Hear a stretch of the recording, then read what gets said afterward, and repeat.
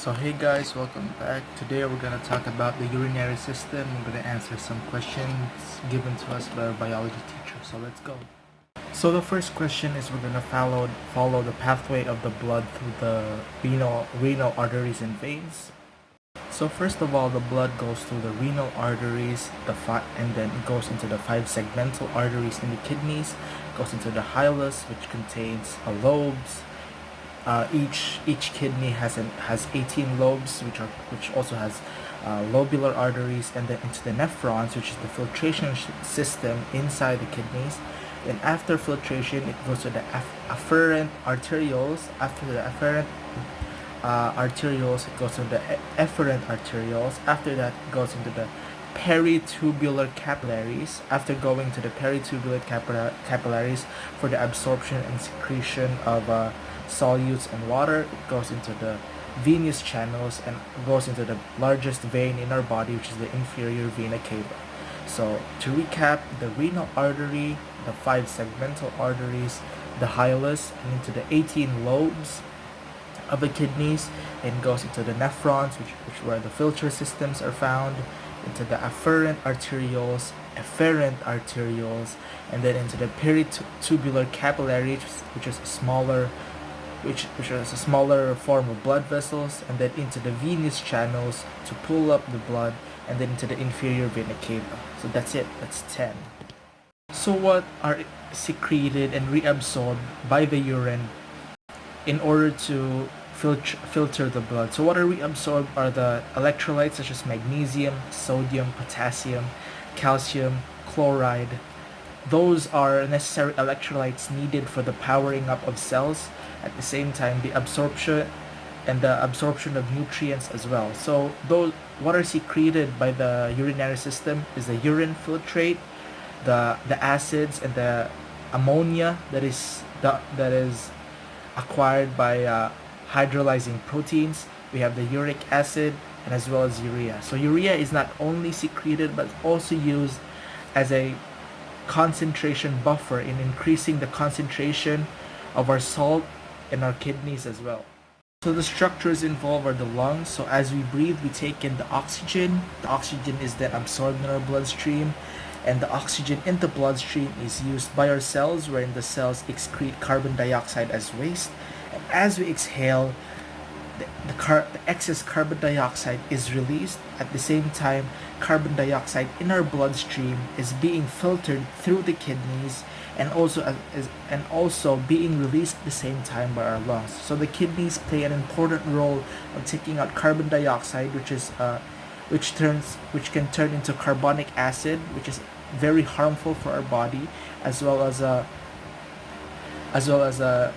ammonia, which is the result of hydrolyzing proteins from our cells, which is also important because the kidneys also regulate this by filtering it out of our system and releasing it through urination. Before we proceed to question number 4, which is about acidosis and alkalosis, we're going to first figure out what does alkalosis and acidosis mean.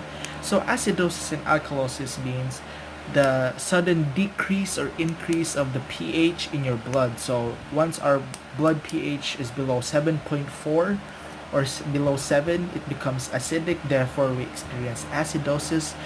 And once our blood pH is increased by 7.4, which is 8 above, we experience blood alkalosis. For acidosis, we have the respiratory acidosis and the metabolic acidosis.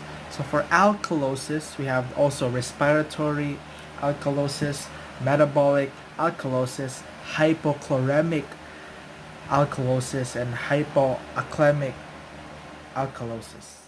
Respiratory acidosis happens when our body contains too much carbon dioxide. Since carbon dioxide is a waste product, it becomes poisonous for our body. So one of the implications here is fatigue, shortness of breaths, asthma attacks.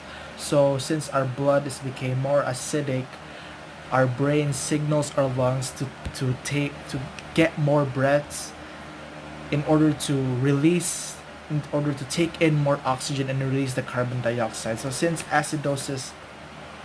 So this is how acidosis happens when the blood pH in our level becomes too acidic. Yeah. So for metabolic acidosis, there are four types. So we have the diabetic acidosis, hyperchloremic acidosis, the lactic acidosis, and the renal tubular acidosis. So diabetic acidosis occurs when people who have diabetes have too little insulin, in which means glucose cannot be absorbed by the body. So hyperchloremic from the word hyper, which means too much chloride in our body, which can result in. So for hyperchloremic, which means there is a loss of sodium bicarbonate in the body. One of the causes, one of the implications can be diarrhea and fatigue. And for lactic acidosis, lactic acid, there's too much lactic acid accumulated in the body. One of the causes could be too much exercise, chronic alcohol abuse, and other factors such as a prolonged lack of oxygen or not breathing, and as well as low blood sugar can be factors of metabolic acidosis. While renal tubular acidosis means the renal tubes or the renal artery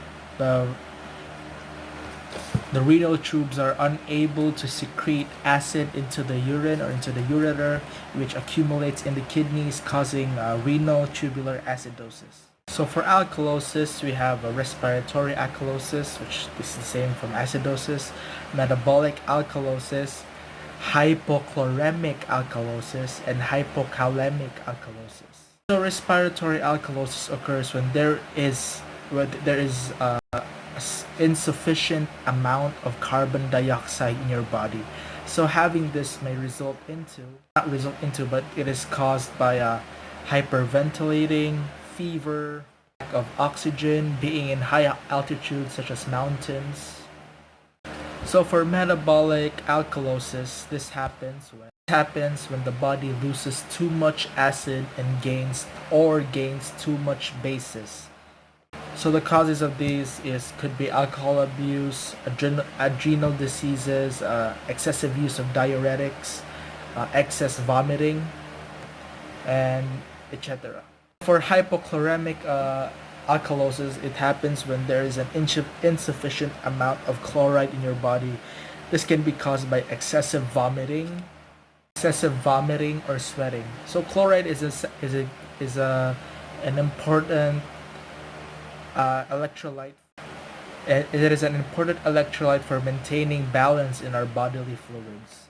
So hypokalemic alkalosis is when our body loses too much of potassium. So as we all know, potassium is important for the nervous system, as well as the functioning of the heart, the lungs, the kidneys, the digestive system, as well as our muscles.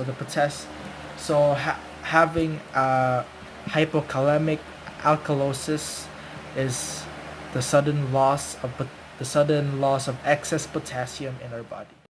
So that is all for the urinary system. Thank you so much for listening, and goodbye.